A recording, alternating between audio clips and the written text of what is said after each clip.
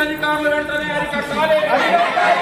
ప్రజల ప్రాణాలను హరిస్తున్న నారావారి సారాన్ని అధికారులు వెంటనే అరికట్టాలి. ప్రజల ప్రాణాలను హరిస్తున్న నారావారి సారాన్ని వెంటనే కాళ్ళ పుచ్చుకుంటే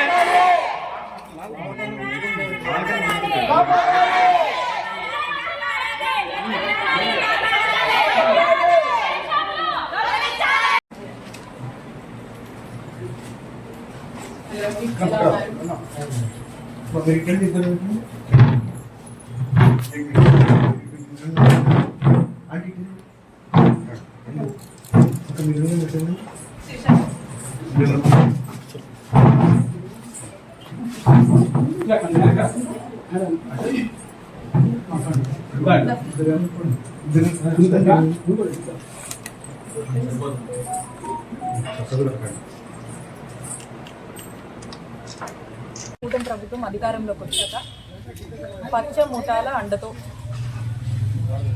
ఈ నకిలీ మద్యం అనేది ఒక ఆర్గనైజ్డ్ బిజినెస్లా రాష్ట్రం మొత్తం కూడా ఏ విధంగా మార్చిందో మనం చూస్తూ ఉన్నాం.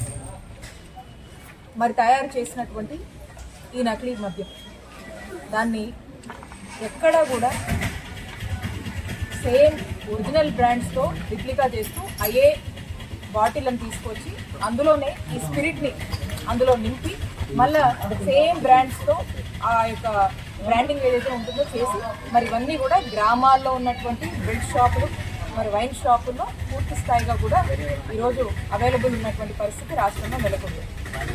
మరి ఇప్పటి వరకు మనం చూసుకున్నట్టయితే రాష్ట్రంలో ఈ 16 నెలల్లో ఇప్పటివరకు కూడా 421 మంది ఇప్పటికే ఈ కల్తీ మద్యం సేవించి చనిపోయాయని చెప్పి మనకి నంబర్స్ కనపడతా ఉన్నాయి.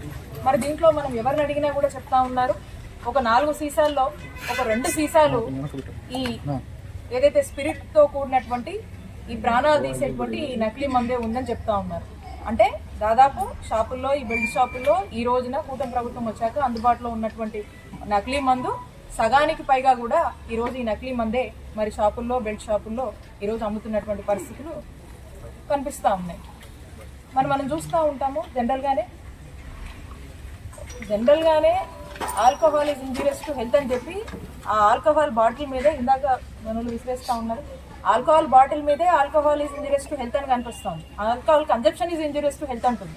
మరి అలాంటప్పుడు అందులో ఆ మద్యం ప్లేస్లో ఆల్కహాల్ ప్లేస్లో అదొక స్పిరిట్ అంటే ఒక నకిలీ మద్యం అయితే ఉంటే ఒక నకిలీ ఆల్కహాల్ అయితే కనుక అందులో ఉంటే మరి ఈ రకమైనటువంటి దాన్ని it is dangerous to health అంటారు. ఆల్కహాల్ కన్జంప్షనే ఇంజూరియస్ టు హెల్త్ అయినప్పుడు ఈ నకిలీ మద్యము దొరికినప్పుడు అది ప్రజలు సేవించినప్పుడు అది డేంజర్ టు హెల్త్. మరి ఇలాంటి విషయాన్ని దీనికి ఒక బ్రాండ్ పెట్టి ఎక్కడా కూడా ఒరిజినల్ బ్రాండ్తో తేడా రాకుండా దాన్ని రిప్లికాగా చేసి ఈ మందుని మరి ప్రజల్లోకి ఒక రేటు కట్టి అమ్ముతున్నారంటే ఒక విషయాన్ని ఈరోజు తెలుగుదేశం పార్టీ ఈరోజు ప్రజలకు అమ్ముతున్నటువంటి పరిస్థితి. అంటే